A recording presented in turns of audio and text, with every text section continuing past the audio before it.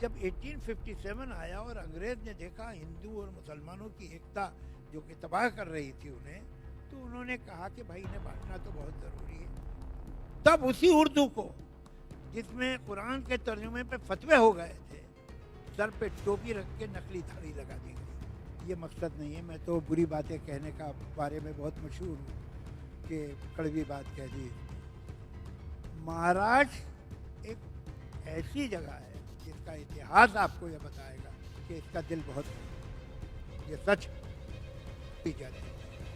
वहाँ पर एक ज़माने में पर्शियन की इज्जत वो थी दुनिया में, ख़ासतौर से सेंट्रल एशिया वगैरह में, जो आज इंग्लिश की है। मगर ऑटो रिक्शा तो कमाल है।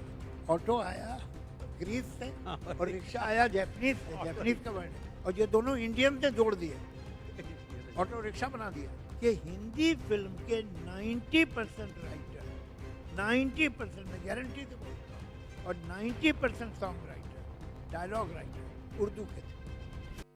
मोअज़्ज़िज़ मेहमानों, आदाब। जितना कि आप जावेद साहब को सुनने के लिए बेचैन हैं, पिछले 2.5 घंटे से मैं भी बहुत बेचैन हूँ। और ये है कि आप लोग इतने सब्र से यहाँ बैठे हैं और सुनने के लिए बहुत बहुत शुक्रिया। जब मुझसे कहा गया कि जावेद साहब से आपको बातचीत करना है, तो मैं बहुत एक्साइटेड भी हुआ, बहुत खुश हुआ और नर्वस भी हो गया कि जिन जावेद साहब को हम हमेशा सुनते हैं, जिनकी बातों की पूरी दुनिया कायल है, उनसे बात करना आसान काम नहीं है। तो खैर मुझे ये इज़्ज़त दी गई है।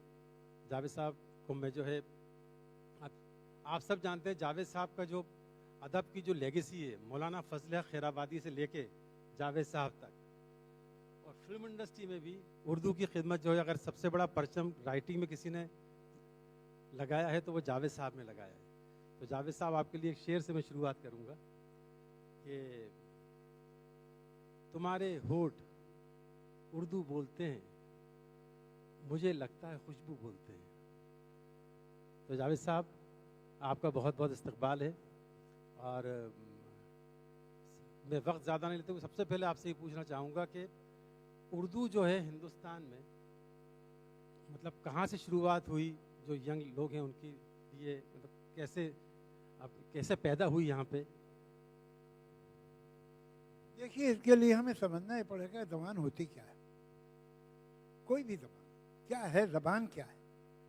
ज़बान क्या उसकी स्क्रिप्ट है, उसकी लिपि है, तर्ज तहरीर है? तो पंजाबी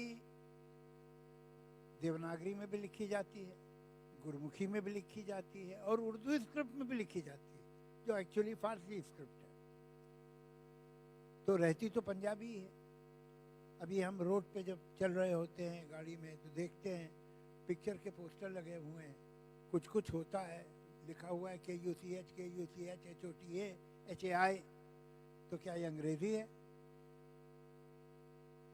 तो स्क्रिप्ट जो है, लिपि जो है, ज़बान नहीं। तो क्या शब्द ज़बान है? मैं ये कहता हूँ, ये हॉल एयर कंडीशन्ड है। मैंने 4 शब्द बोले। ये हॉल एयर कंडीशन्ड है। इनमें से जो 2 इम्पोर्टेंट लफ्ज़ हैं, अहम महत्वपूर्ण लफ्ज़, वो हैं हॉल और एयर कंडीशन। तो क्या मैं अंग्रेज़ी बोल रहा हूँ? ये हॉल एयर कंडीशन्ड है, क्या ये अंग्रेज़ी का जुमला है, अंग्रेज़ी का वाक्य है, अंग्रेज़ी का सेंटेंस है? नहीं। तो फिर ये किस ज़बान का? ये तय करेगा ये और है। एयर कंडीशन्ड और हॉल नहीं तय करेंगे।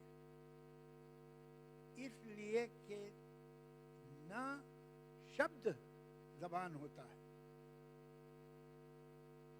निरा शब्द, और ना लिखाई, लिपि। ज़बान है उसका ग्रामर,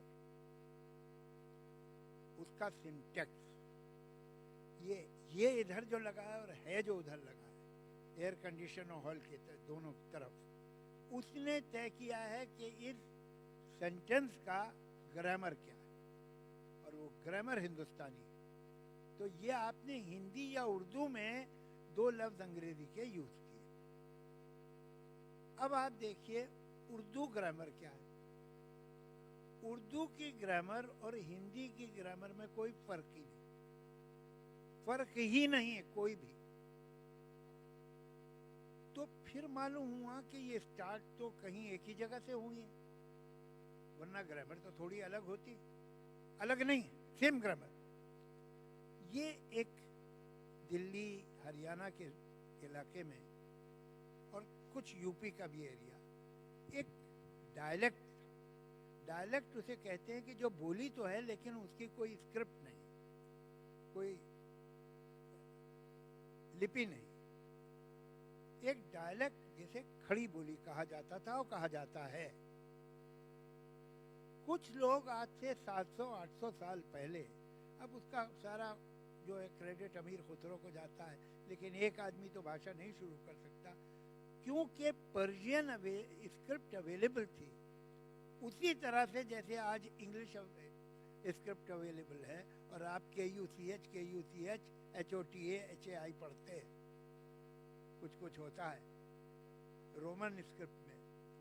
उसी तरह से क्योंकि ये अवेलेबल स्क्रिप्ट थी तो इसमें कुछ लोग खड़ी बोली लिखने लगे।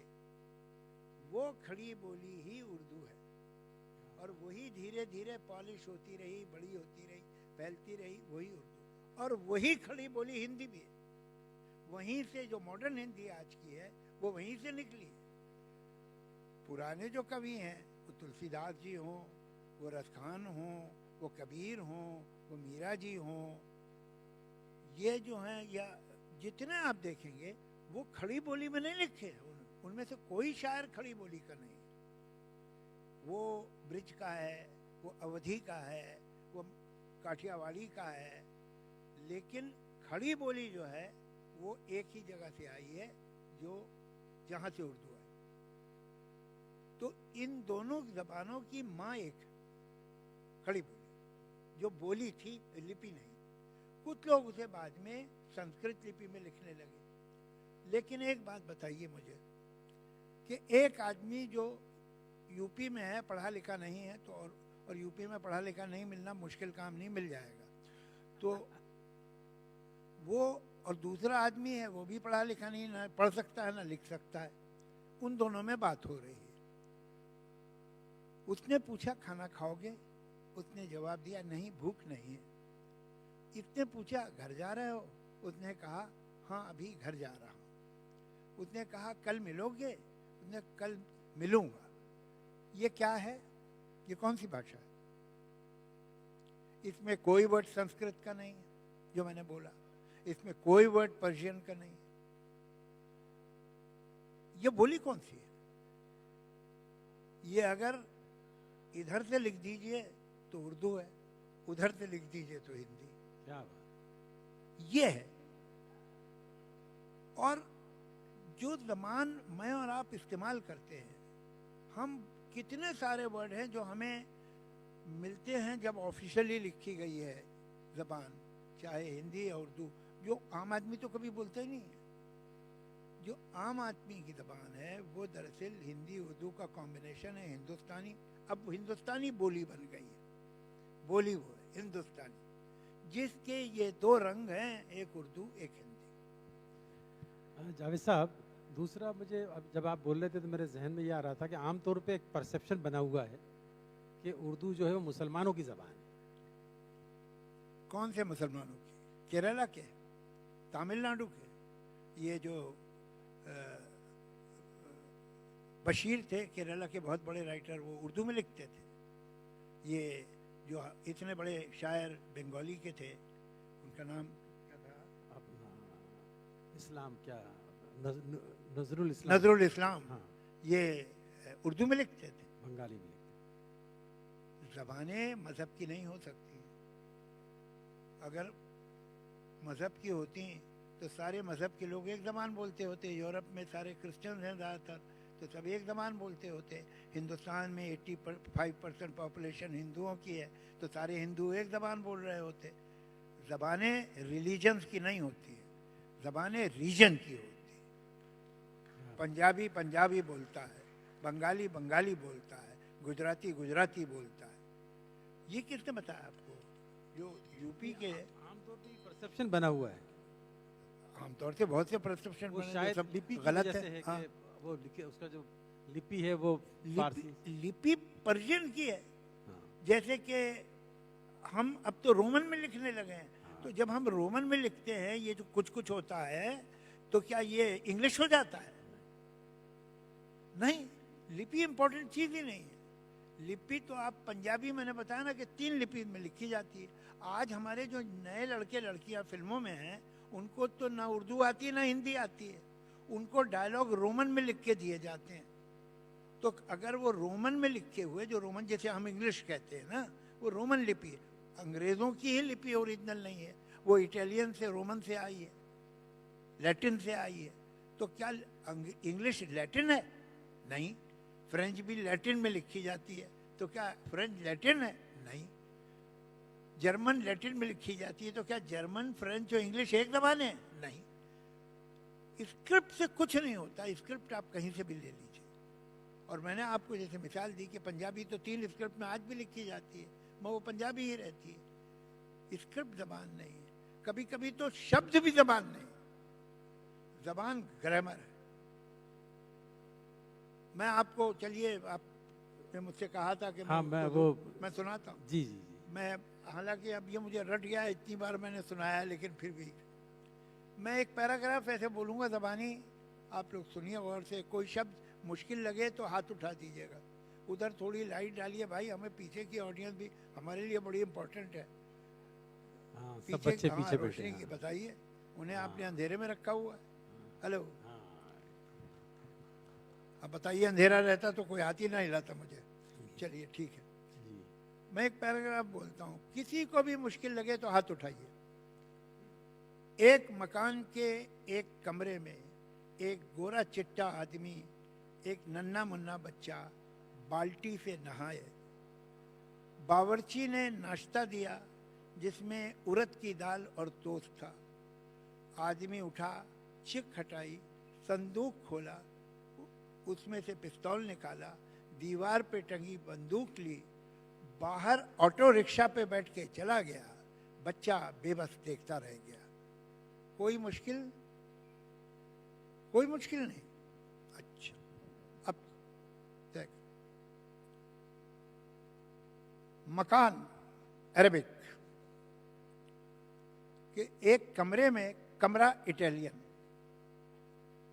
गोरा चिट्टा में चिट्टा पंजाबी, नन्ना मुन्ना में नन्नो गुजराती, बच्चा पर्शियन, बावर्ची टर्किश,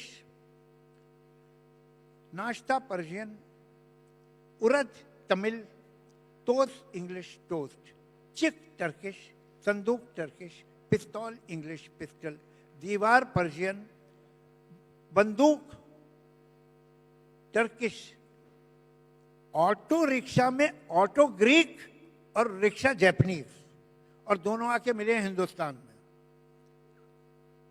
बच्चा बेबस देखता रह गया। बेबस संस्कृत, ये मिस प्रोनाउंसिएशन है विवश का। हम लोग जब वाह को मिस प्रोनाउंस करते हैं तो बा बोलते हैं, और जब शाह को मिस प्रोनाउंस करते हैं तो सा बोलते हैं। ये विवश है, जैसे लोगों ने बेबस कर दिया। ये संस्कृत, ये इतनी सारी जबानें आपने 4 लाइनों में बोली है। शब्द नहीं है जबान, और लिखाई भी जबान नहीं है। जबान है उसका ग्रामर। ये ग्रामर क्या है? था, हो, है, इससे होगा तय कि जबान क्या है। क्या बात। तो कितने हम जब जबान बोलते हैं, दिन भर बात करते हैं, हमको पता ही नहीं होता कि हम कितनी जबानों के कितने वर्ड बोल रहे हैं दिन भर में। ये मगर ऑटो रिक्शा तो कमाल है। ऑटो आया ग्रीस से और रिक्शा आया जापानीज से। जापानीज का वर्ड है, और ये दोनों इंडियन से जोड़ दिए, ऑटो रिक्शा बना दिया। अभी फिल्म आई, इतनी बड़ी हिट हुई, सैयारा। जी, सैयारा अरबी है, फारसी? जी, सैयारा अरबी है। मुझे ध्यान नहीं, लेकिन हाँ। है इन्हीं दोनों में से किसी हाँ। का। अच्छा जावेद साहब, ये बताइए, आप महाराष्ट्र में जो उर्दू है, हम महाराष्ट्र उर्दू अकेडमी के फंक्शन बैठे हैं, महाराष्ट्र में तब से मेरे जहन में ये आ रहा है कि महाराष्ट्र में उर्दू कब से आई, कैसे आई, यहाँ पे उर्दू का बहुत बड़ा वो है। सर अभी मैं कुछ बातें आप ऐसा होता है कि आप कहें तो ऐसा लगता है कि भाई ये बड़े पॉलिटिकली होशियार हैं, सही बात कह रहे हैं जो लोगों को अच्छी लगे। ये मकसद नहीं है, मैं तो बुरी बातें कहने का बारे में बहुत मशहूर हूँ कि कड़वी बात कह दी इसने। महाराष्ट्र एक ऐसी जगह है जिसका इतिहास आपको ये बताएगा कि इसका दिल बहुत बड़ा है, ये सच। और इसका जो रिश्ता किसी भी स्टेज पे, चाहे वो ज़बान हो चाहे इंसान हो, उससे जो रहा है वो आप हिस्ट्री में जानिए। आपको ये मालूम है कि महाराष्ट्र उन स्टेट्स में था जहाँ, जो हम महाराष्ट्र तो कहें कि ये नाम तो बाद में आया, लेकिन ये जो पूरा इलाका था जहाँ मराठी बोली जाती थी, वहाँ पर एक ज़माने में पर्शियन की इज्जत वो थी दुनिया में, ख़ासतौर से सेंट्रल एशिया वगैरह में, जो आज इंग्लिश की है वैसे ही थी। इवन मुगलों की मदर टंग पर्शियन नहीं थी, मगर उन्हें अपनी सरकार में रखनी पड़ती थी कि अंग्रेजी है वो उस वक्त की अंग्रेजी थी। और हमारे यहाँ मराठवाड़े में जो पेशवा थे, पेशवा तो खुद पर्शियन का लफ्ज़ है, उनकी भी सरकारी ज़बान पर्शियन थी। और शिवाजी महाराज पहले राजा थे जिन्होंने कहा कि पर्शियन भी होगी और हमारी जो लोकल मदर टंग है मराठी वो भी होगी। तो दोनों को उन्होंने साथ में शामिल किया। 18वीं सदी में भी एक खटखटे साहब थे, एक और कोई मरगे साहब थे जिन्होंने उर्दू को बहुत हेल्प किया, ये किया। लेकिन सबसे बड़ा एहसान महाराष्ट्र का उर्दू पर है 20वीं सदी। आज़ादी के बाद हिंदुस्तान के जितने उर्दू बड़े राइटर थे सब के सब मुंबई आ गए, सब के सब।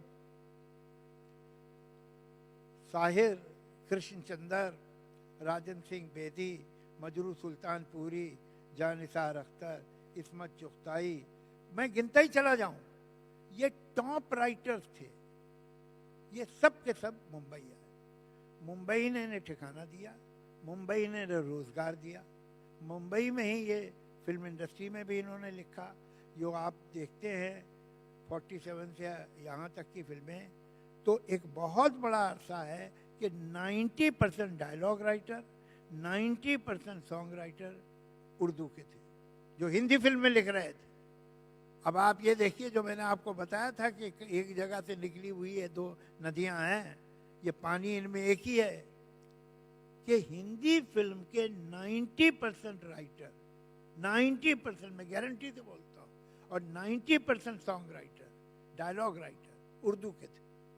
वो लिखते थे और वहीं उन्हें रहने को मिला, वहीं उन्हें जीने का सहारा मिला। वहीं उन्होंने जो उनका प्रोग्रेसिव राइटर्स मूवमेंट था, जो लेफ्टिस्ट था, जो सेकुलरिज्म पे बिलीव करता था, जो बराबरी पे बिलीव करता था, जो मजदूर और किसान के अधिकारों पे, हुकूक पे बिलीव करता था, उसको सारी शक्ति, सारा सहारा महाराष्ट्र से मिला। तो मैं समझता हूँ जहाँ तक उर्दू का मामला है, उर्दू अलग अलग स्टेट्स आप देखें, जहाँ पैदा हुई थी, दिल्ली, लखनऊ, वहाँ भी उर्दू का किसी ने उतना ख्याल नहीं रखा है जहाँ हमारे महाराष्ट्र के लोगों ने रखा है। आपकी इसी बात से मेरे जहन में ही आया, जब आप आए 60s में, तो मतलब उर्दू जो है फिल्म इंडस्ट्री में जो उर्दू थी उसका कितना वो था, मतलब मुकाम फिल्म इंडस्ट्री के अंदर। और मतलब मैंने आपको बताया ना कि सारे बड़े बड़े राइटर जो थे, जो हिंदी फिल्में लिख रहे थे, उर्दू के थे। सारे राइटर बड़े बड़े, जैसे आप लोग को शायद ये भी नहीं, मैं फिर बोलूँ, मिसाल इंद्राजानंद, इंद्राजानंद उर्दू ही के राइटर थे। आनंद बख्शी उर्दू ही में लिखते थे, गुलजार उर्दू ही में लिखते हैं। तो ये फिर आप देखेंगे कि जो बड़े राइटर, उनमें कई नाम आप देखेंगे जो गैर मुस्लिम नाम है, हिंदू नाम है, तो अच्छा ये हिंदू है तो हिंदी में लिखते होंगे, ऐसा कुछ नहीं, ऐसा कोई ज़रूरी नहीं है। कृष्णचंद्र जो हमारे, मेरे तो खैर वो हीरो हैं। मेरी जो पहली पोइट्री की किताब छपी थी, आमतौर से होता क्या है, प्रोज की किताब छप होती है, उसके पहले पैराग्राफ पे कुछ पहली लाइन पे पेज पे शेर लिखा होता है। मेरी जो पोइट्री की किताब छपी थी उसके पहले पेज पे कृष्णचंद्र की प्रोज का कोटेशन था। तो इतने बड़े जो राइटर थे कृष्णचंद्र, वो फिल्में लिखी उन्होंने बड़ी खूबसूरत। ममता, आप लोगों ने शायद ममता देखी होगी, वो उसी में उनके डायलॉग थे, बहुत सी फिल्मों में लिखा उन्होंने। तो वो राइटर थे राजेंद्र कृष्ण। राजेंद्र कृष्ण। ये उसमें कभी कभी क्या होता है, ये कहीं लोगों ने इंटरनलाइज कर लिया है कि उर्दू तो मुसलमानों की, और कमाल ये है कि कुछ मुसलमानों ने भी कर लिया है। तो इसका मैं आपको पीछे बता दूं, मुसलमानों को ये बात मालूम होनी चाहिए कि कुरान शरीफ का पहली दफा तर्जुमा 1798 में हुआ था दिल्ली में। तो जिन अल्लामा ने, जिन स्कॉलर ने उर्दू में पहली बार कुरान का तर्जुमा किया, इसलिए कि उससे 700 साल पहले सिंधी में भी हो चुका था, तो जब किया तो उनको फतवे दे दिए गए कि ये इतनी गलीज ज़बान में, जो तवाइफों की ज़बान है और जिसमें शराब की तारीफ़ें होती हैं, उसमें हमारे यानी कलाम पाक को तर्जुमा कर दिया है। तो इतनी उनसे जो राइट विंग मुसलमान थे, उन्हें उर्दू से ऐसी नफरत थी। ये 60-70 साल बाद हुआ। उसके बाद 87 ये जो है, ये अपना ये किस्सा है 1898 का, सॉरी 1798 का। फिर जब 1857 आया और अंग्रेज ने देखा हिंदू और मुसलमानों की एकता जो कि तबाह कर रही थी उन्हें, तो उन्होंने कहा कि भाई इन्हें बांटना तो बहुत ज़रूरी है। तब उसी उर्दू को, जिसमें कुरान के तर्जुमे पे फतवे हो गए थे, सर पे टोपी रख के नकली दाढ़ी लगा दी गई। ये झूठ है। कोई भी ज़बान किसी मजहब की हो ही नहीं सकती। मजहब ज़बानें इलाकों की होती है। और ये कुछ मुसलमान भी मुझे इस गलतफहमी से निकले तो बेहतर होगा कि ये हमारी ज़बान है। आपकी ज़बान है, बहुत खुशी की बात है, लेकिन तमिलनाडु के मुसलमान की ज़बान ये नहीं है, और आप अरब के मुसलमान की भी यही ज़बान नहीं है, और इजिप्ट के मुसलमान की भी यही ज़बान नहीं है, और लीबिया और सीरिया के मुसलमान की भी ये ज़बान नहीं है। ये ज़बान सिर्फ इंडियन सब कॉन्टिनेंट की है। और पाकिस्तान की अगर दिखाई देती तो पाकिस्तान तो कल तक हिंदुस्तानी था भाई। अगर ये पहले से हिंदुस्तान न होते तो इनकी ज़बान भी नहीं होती। दूसरे सुनिए, दुनिया में मुल्कों के बंटवारे सिर्फ हमारे यहाँ नहीं हुए, बहुत जगह हुए, लेकिन हमेशा ये होता है कि जो माइनॉरिटी होती है, अल्पसंख्यक जो होता है, वो डिवीज़न मांगता है कि भाई हमारे हुकूक सेफ नहीं है तुम्हारे साथ, हम अलग बनाना चाहते हैं। पाकिस्तान का एक रिकॉर्ड है जो कभी टूट ही नहीं सकता। पाकिस्तान में मेजॉरिटी ने बंटवारा मांगा और 10 करोड़ बंगाली, 7 करोड़ पंजाबी और सिंधियों से अलग हुए। किस इशू पे? ज़बान। उन्होंने कहा हम उर्दू नहीं पढ़ेंगे, हम बंगला पढ़ेंगे, और मैं उनके साथ हूँ। मेरी मादरी ज़बान उर्दू है, मुझे उर्दू से मोहब्बत है, लेकिन मैं उन बंगालियों को दाद देता हूँ जिन्होंने कहा हम अपनी मादरी ज़बान नहीं छोड़ सकते। 10 करोड़ मुसलमानों ने पाकिस्तान के टुकड़े करवा दिए। आपको अभी तक ख्याल है कि ज़बान उर्दू जो है मुसलमानों की है? गलत फहमी से निकलिए। एक और मुझे फरमाइश आई थी, कई लोगों ने कहा जब यहाँ पे हम बैठे थे और यहाँ मुशायरा चल रहा था, तो सबको ये कहना था कि हमने सब शायरों को सुन लिया और जावेद साहब यहाँ मौजूद हों और बग़ैर कुछ कलाम सुनाए चले जाएं तो हमको लगेगा ये महफिल अधूरी रह गई। तो आप अगर कुछ गज़ल, एक नज़्म अगर सुनाएं। या मैं ज़्यादातर जब मुशायरों में बुलाया जाता हूँ तो जाता नहीं हूँ मैं, तो अब उस मुशायरे में मैं कैसे शेर पढ़ता जिसमें बुलाया भी नहीं गया। मेरी मजबूरी समझिए। हाँ जी। तो इसीलिए मुझसे ये कहा गया कि मुशायरा तो ख़त्म हो गया है, लेकिन जावेद साहब अगर यहाँ मौजूद हैं और बग़ैर कुछ सुनाए चले गए तो हमको ये अफसोस हमेशा रहेगा कि जावेद साहब मौजूद थे और हम उनसे कोई गज़ल या कोई नज़्म नहीं सुन पाए। सुना देंगे मगर जी, तो प्लीज़ अगर आप, ये बातें ज़्यादा अहम है, शायरी तो हो ही जाएगी जी, और कुछ पूछना चाहें आप तो पूछिए। बस आप काफ़ी, आपका बस आपका कुछ कलाम हो जाए। क्या राय आप? मैं एक बात चाहूँगा, मैंने मुंतज़मीन से, यहाँ कुछ ऑर्गेनाइजर थे, इधर आ सकते हैं? ऑर्गेनाइजर जी, हेलो, कोई है? वो लोग चले गए क्या थक के? हल जो इधर आइए। हाँ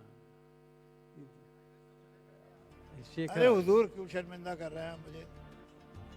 आपकी खिदमत में कुछ कर सकता हूँ जी हाँ, मैं कह रहा हूँ एक दो माइक दे दीजिएगा। इन सबको। हाँ लोगों से क्वेश्चन ले मैं लेते हैं। सवाल अच्छा सवाल कुछ हाँ बजाय अगर इसके आप लोग शायरी वारी बच्चे तो हैं आप पीछे मेरी जो बैठे हैं कुछ ये क्वेश्चन YouTube पूछना पे मिल चाहते जाएगी। हैं वो हाथ अगर- उठा रहे हैं। हाँ आप दीजिए, चलिए।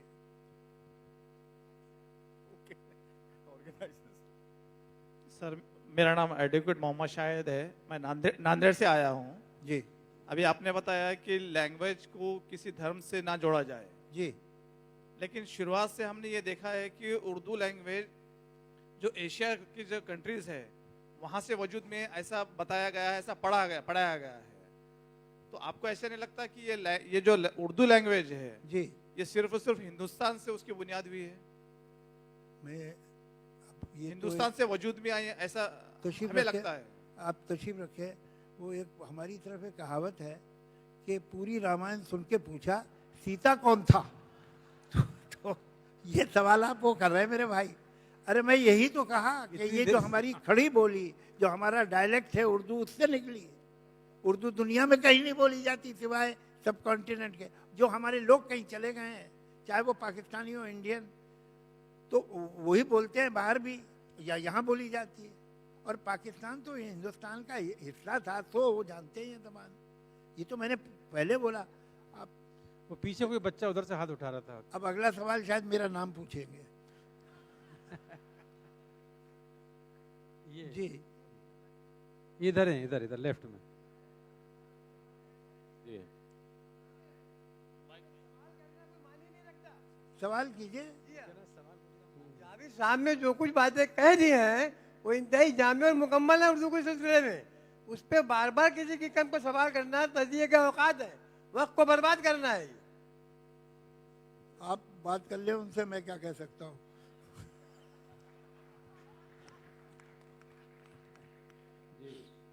हेलो। जी कहाँ हैं आप? मैं यहाँ पीछे पीछे भी सामने आपके।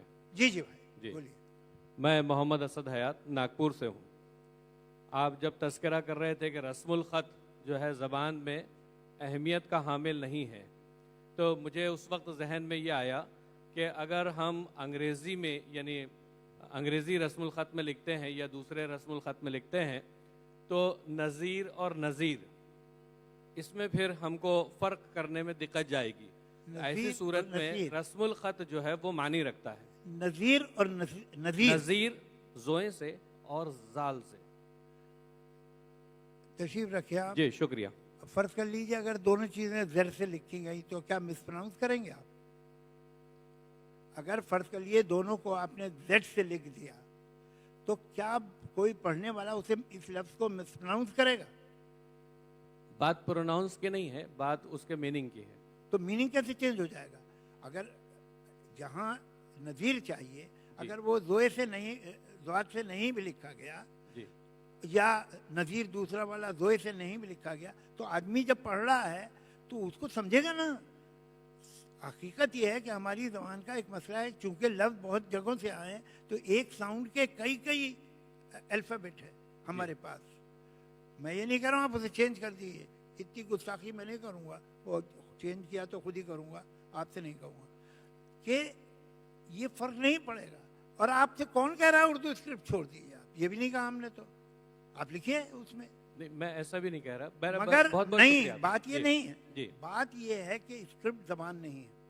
हाँ वो बात सही है। मिसाल के लेकिन तौर पे एक बात है, मैं बंगाली का कोई सेंटेंस उर्दू में लिख दूं, जो कि पंजाबी आजकल पाकिस्तान में उर्दू स्क्रिप्ट में लिखी जाती है, तो क्या वो पंजाबी उर्दू हो जाती है? मेरा मारूजा सिर्फ इतना था कि उर्दू के अंदर रस्मुल ख़त जो है वो कहीं ना कहीं मानी रखता है। क्या माने रखता है? किसी भी जबान में आप अगर उर्दू की स्क्रिप्ट में फ्रेंच लिख देंगे तो क्या वो उर्दू रहेगी? मैं एक फ्रेंच सेंटेंस उर्दू की स्क्रिप्ट में लिख देता हूं, आप उसे उर्दू कहेंगे या फ्रेंच कहेंगे? स्क्रिप्ट आपकी है, जबान फ्रेंच है। बहुत शुक्रिया आपका। Thank you. और कोई? अख्तर साहब, आपको माननीय मंत्री महोदय जी ने जो उर्दू एकेडमी की चेयरमैनशिप के लिए प्रपोजल दिया है उसके बारे में आप क्या कहना चाहेंगे? मैं सोचूंगा साहब, मैं चाहूंगा सर आपको ही बनाया जाए उर्दू एकेडमी का तो चेयरमैन, चलिए एक वोट तो मेरा पक्का हो गया। ताकि सर वो इसकी कारकर्दगी कुछ बढ़ जाए। 8 साल से एकेडमी में कोई नहीं है। जनाब रऊफ साहब के इंतकाल के बाद से 8 साल हो गया उर्दू एकेडमी में कोई काम नहीं हो रहा है और ना तो कोई उसकी कारकर्दगी हो रही है। शोएब आसमी साहब अकेले बेचारे काम कर रहे हैं, उनके आगे पीछे कोई काम करने वाला नहीं है। और ये जो नवाब साहब ने जो कहा है कि अदीबों को और शायरों को इसमें कमेटी में लिया जाए, ये इनका बहुत अच्छा मशवरा है। मैं चाहूँगा कि मंत्री महोदय जी इस बात पर गौर फरमाएं आप। मैं बहुत बहुत शुक्रगुजार हूँ कि उन्होंने मुझे इज़्ज़त दी, मगर सच ये है कि मैं इस इज़्ज़त का अपने आप को पूरी तरह मुस्तहक नहीं पाता हूँ। एक तंजीम को चलाना वो एक दूसरा काम है और कमरे में बैठ के लिख लेना एक दूसरा काम है, इनमें फ़र्क है। अगर आप मुझसे सच पूछे कि मुझसे राय लें कि किसे बनाए, तो उबैद आज़मी साहब जब स्टेज पे भी थे, मैं उन्हें कम से कम 30 साल से जानता हूँ। अगर उनके हाथ में उर्दू एकेडमी का इंतज़ाम हो या निज़ाम हो तो वो उसको ज़िंदा कर देंगे, इसमें मुझे कोई शक नहीं। सर एक जावेद जी जी सर एक सवाल यहाँ से पूछना चाह रहा हूँ। सलीम अलवारे मेरा नाम है, उर्दू पढ़ता भी हूँ, लिखता भी हूँ, अखबारात में भी लिखता रहा हूँ। नवाब मलिक साहब ने एक बात कही अभी यहाँ पर कि मैं उर्दू स्कूल से पढ़ा हूँ और मेरे बच्चों को उर्दू नहीं आती। वही हाल हमारा भी है। बहरहाल बहुत ज़ोर ज़बरदस्ती करके मैंने अपने बच्चों को घर में उर्दू पढ़ाई है। आप उर्दू का मुस्तकबिल हिंदुस्तान में क्या है, आप इस पर क्या कहना चाहेंगे? आप क्या सोचते हैं इस मेरे सवाल पर? ज़बान का मकसद क्या है? किसी भी ज़बान का मकसद ये है कि वो यहाँ की जहाँ तक हो सके सलीक़े से, तहज़ीब से, शाइस्तगी से, नरमी से, मोहब्बत से अपनी बात दूसरे तक पहुँचाए और दूसरा उस बात को समझे। ज़बान का किसी भी ज़बान का यही मकसद है, इसके अलावा तो नहीं हो सकता।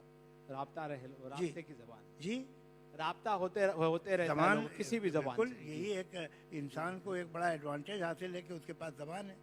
तो ज़बान किसी भी ज़बान का यही मकसद है, कोई उर्दू ज़बान का अलग मकसद तो नहीं हो सकता। नहीं बिल्कुल नहीं। ज़बान का यही मकसद है। लेकिन जहाँ मैं- तक बच्चों की जी। बात है, ऐसा बहुत सारी बातें हैं जो हम अपने बच्चों को घर में सिखाते हैं और हम उर्दू नहीं सिखाते हैं, जबकि हम कहते हैं, हमारा दावा यह है कि हमें उर्दू से बहुत मोहब्बत है। तो घर में क्यों नहीं सिखाते? कोई मशवरा सर इस ताल्लुक से? मशवरा ये कि बच्चों को घर में उर्दू सिखाया कीजिए, ये मशवरा है। बहुत बहुत शुक्रिया, बहुत बहुत शुक्रिया हाँ। Sir, thank you. Javed ji जी यहाँ पर जावेद जावेद सर, जी, हिंदुस्तान के अंदर उर्दू जो है हिंदू मुस्लिम सिख ईसाई तमाम लोग बोला करते थे। एक इतिहास है उर्दू का मुंबई के अंदर और ख़ास तौर पे बॉलीवुड के अंदर। चाहे हम नॉन मुस्लिमों की बात कर ले, बहुत सारे अदीब है, किताबें लिखी है, मुशायरों की बात कर ले, लेकिन आज वो जो पिछले सिलसिले चले आ रहे थे वो अब दिखाई नहीं देते। बहुत सारे ऐसे लोग हैं जो उर्दू से दूरी कर रहे हैं। चाहे बॉलीवुड की भी बात कर ले तो बॉलीवुड में जिस तरीके की उर्दू हुआ करती थी आज वो नज़र नहीं आती। तो इसकी वजह क्या है और उर्दू को लेके कितनी मेहनत और आगे लोगों को करनी चाहिए कि उर्दू देखिए, जो है और आगे बढ़ सके? ये वजह ऐसा बेवजह नहीं है। ये जब 2 नेशन थ्योरी बनाई गई, डेवलप हुई, जिसकी बेसिस पे इस मुल्क की तकसीम हुई, तो तारीख़ के 2 वर्जन बना लिए, तारीख़ के, हिस्ट्री में अलग अलग हीरो बना लिए गए। ऐसे हीरो नहीं बचे जो हिंदुओं के भी हों, मुसलमानों के भी हैं। कुछ इन्होंने अपने हिंदुओं ने बना लिए, कुछ उन्होंने मुसलमानों ने अपने हीरो बना लिए। तारीख़ के, हिस्ट्री के नए नए वर्जन बन गए अंग्रेज़ की मेहरबानी से। हिस्ट्री बांट ली गई, बाद में उसके नतीजे में ज्योग्राफी बांट ली गई। ज़बान कैसे बांटी जाए भाई? ऐसा तो नहीं हो सकता ना कि मुस्लिम लीग को नाउन दे देते और कांग्रेस को वर्ब। ऐसा तो पॉसिबल नहीं था। ये ज़बान एक तरफ ढकेली ही जानी थी। इसको मुसलमान अंग्रेज़ों ने बनाना शुरू किया था और ये आइडेंटिटी इसलिए कि 1957 में जो अंग्रेज़ों ने देखा वो दोबारा नहीं देखना चाहते थे। ये बहुत इंटेंशनली जो राइट विंग्स थे दोनों कम्युनिटीज़ को, उनको फीड किया गया कि तुम बाकी चीज़ें, कल्चर बदलो, कॉमन कल्चर ख़त्म होना चाहिए, कॉमन लैंग्वेज ख़त्म होनी चाहिए। इनकी दूरी, इन दोनों फ़िरक़ों की दूरी ही अंग्रेज़ की सिक्योरिटी है। इसलिए इस ज़बान को इनाम दिया। और कमाल ये है कि वो एक शेर है मेरे मामू मजाज का ही, कुछ तुम्हारी निगाह काफिर थी, कुछ मुझे भी खराब होना था। तो ऐसा नहीं है कि ये गड़बड़ एक तरफ से हुई, इस गड़बड़ में राइट विंग मुसलमान भी शामिल है और राइट विंग हिंदू भी। लेकिन जो सेकुलर मुसलमान था, जो सेकुलर हिंदू था, वो आज भी दोनों को अपनी जबान मानता क्या है। बात। ठीक है, अभी जावेद साहब एक एक सवाल है, अभी कलकत्ता में आखिरी उर्दू क्वेश्चन है। अकेडमी जो कौन- है, जी, जी। ये सुनिएगा सर, ये किस्सा, उर्दू अकेडमी जो कलकत्ता में थी, वो 4 दिन का फंक्शन कर रही थी उर्दू ही के बारे में, उसमें मुझे भी बुलाया था उन्होंने। तो वहाँ पर जो एक्सट्रीम मुस्लिम ऑर्गेनाइजेशन थी, उन्होंने हंगामा कर दिया, कहले आप कैसे बुला रहे हैं इस आदमी को, तो लामज़हब है, ये तो मुल्हिद है, ये तो खुदा को नहीं मानता है। अरे भाई, वो मुझे वहाँ पर वाज देने के लिए तो नहीं बुला रहे थे, तो मुझे वहाँ पर उर्दू पोइट्री, फिल्मी गाने, फिल्मों में उर्दू कैसे, इस पे बात करने को बुलाया था। मगर उन्होंने कहा उर्दू से कैसे अपने को जोड़ा राइट विंग ने। तो जब आप ऐसी बात करेंगे तो फिर शिकायत मत कीजिए अगर कोई कहे ये तो तुम्हारी ज़बान है, हमारी नहीं। जरा खुद भी तो सोचिए ना। चलिए, शुक्रिया। अभी जावेद सर एक जी, आप बोलिए। प्लीज प्लीज अगर आप इजाजत दें, आपसे एक मशवरा चाहता था। मैं वियना से हूँ और आप जरूर मुझे मशवरा देने का बहुत शौक है, आप जरूर मांगिए। मैं वियना से हूँ, जर्मन बोलता हूँ, और हाल ही में बाजिर काज़मी का बाजी काज़मी से एक मुलाकात हुई लंदन में, एक मुशायरे में। आपका क्लियर नहीं आ रहा, आप मुंह के पास रखिए वो। जी, सो मैं वियना से हूँ जहाँ पर जर्मन बोली जाती है, और एक मुशायरे में लंदन में बाजिर काज़मी से मुलाकात हुई जो कि नाजिर काज़मी के बेटे। अच्छा। और उन्होंने प्रपोज किया एक प्रोजेक्ट कि उर्दू पोएट्री को जर्मन में ट्रांसक्रिएट किया जाए, क्योंकि वहाँ पर उर्दू जी। पोएट्री को ज़रा लोग नहीं जानते। जी जी। तो मैं इस प्रोजेक्ट पे कंप्लीटली कन्विंस नहीं था, तो आपसे इस बारे में सलाह चाहता हूँ। आप क्यों कन्विंस नहीं थे? मैं इस बात पे कन्विंस नहीं था कि ये सच में उस ऑडियंस के पास पहुंच सकेगी कि नहीं। ये तो आपने रिपीट की, क्यों? आप एक बात मालूम है, ट्रांसलेशन सब्स्टिट्यूट है, इसमें कोई बात, ट्रांसलेशन में ओरिजिनल की बात कभी नहीं आ सकती। किसी ने बहुत अच्छी तरह से कहा, तशरीफ रख के मैं जवाब देता हूँ, कि पोइट्री को ट्रांसलेट करना ऐसे है जैसे कि एक इत्र को, सेंट को एक बोतल से दूसरी बोतल में डाला जाए। आप कितने भी एहतियात से डालें, बहुत सारी खुशबू खो जाएगी, कोई शक। लेकिन आप ज़रा सोचिए कि अगर दुनिया में अदब का ट्रांसलेशन नहीं हुआ था, तो आप सारे जर्मन, इटालियन, फ्रेंच, रूसी राइटर्स को आपने पढ़ा ही नहीं होता। आप French poet, German poet, Italian poet, Russian poet, आप पुष्किन के बारे में कुछ नहीं जानते होते। तो बहरहाल कम से कम उनके तर्जुमे की वजह से आज हम जानते तो हैं कि बैल्जैक कौन था और क्या था, टॉल्स्टॉय ने क्या लिखा, गोरकी ने क्या लिखा।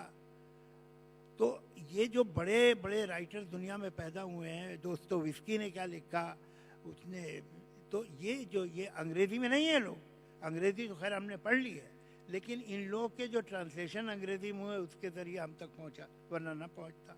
फैज़ के, गालिब के बहुत खूबसूरत तर्जुमे दुनिया में हुए हैं, और हमारे जो शायर हैं बड़े, उनका तर्जुमा, गालिब के भी बहुत ज़बानों में हुए हैं। तो होना चाहिए, तर्जुमे से रोकने की कोई वजह ही नहीं है। आप खातून, आप कुछ पूछ रही थी, आपके बराबर में जो थी, कहाँ गई वो? देखा ठीक है, आपने? चलिए जावेद साहब, सवाल करके उनका दिल ही हाँ। तोड़ दिया। सवाल आप दी। हाँ, हाँ। तो जावेद साहब, जी, अब अगर आप कुछ एक गज़ल, कुछ शेर या एक नज़्म वगैरह सुनाते हैं तो इससे अच्छा। जी, सुना जी। आंसू जो आपका दिल चाहे।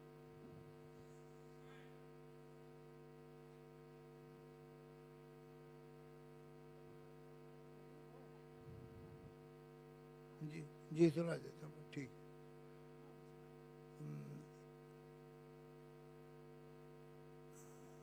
एक छोटी सी नज़्म सुना देता हूँ आपको। जी, इरशाद। क्या क्या बोल रही? नहीं, वो तो उधर बातें मत करो उधर। जावेद साहब, हाँ। यहाँ इधर बीच हाँ, में नज़्म सुना रहे, प्लीज।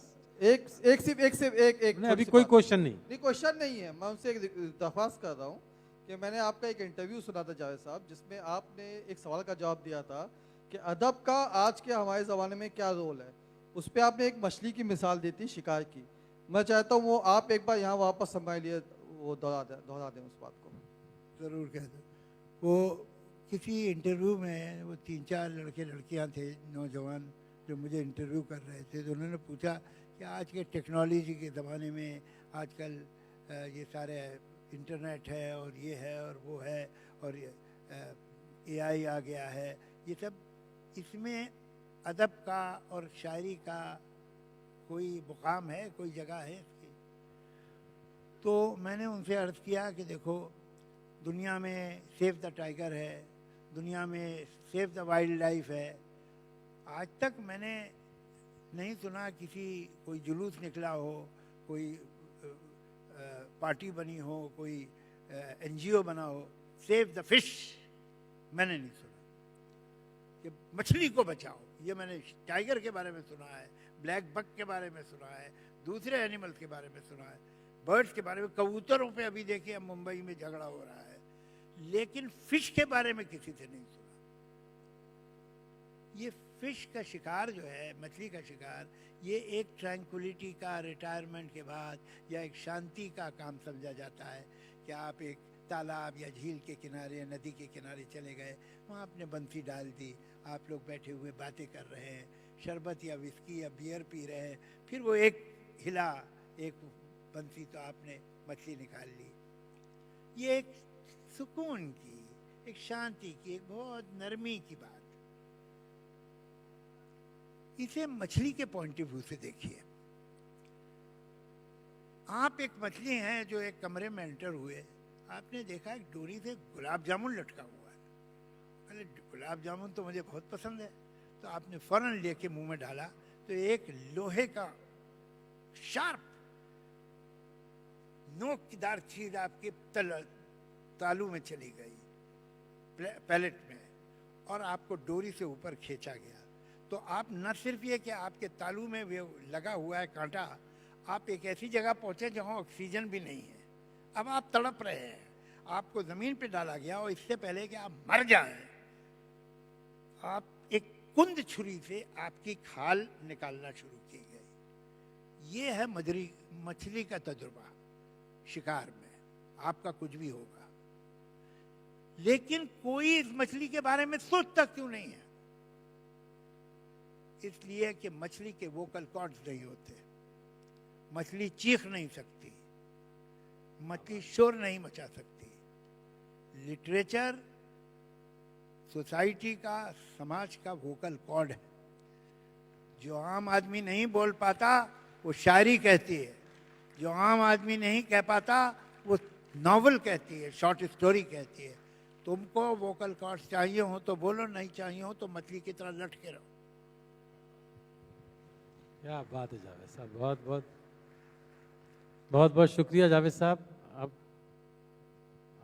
अगर आप वो नज्म अगर सुनाने के मूड में हो तो, नहीं तो हाँ ठीक है, बहुत बहुत शुक्रिया। हाँ, बहुत वक्त हो गया है।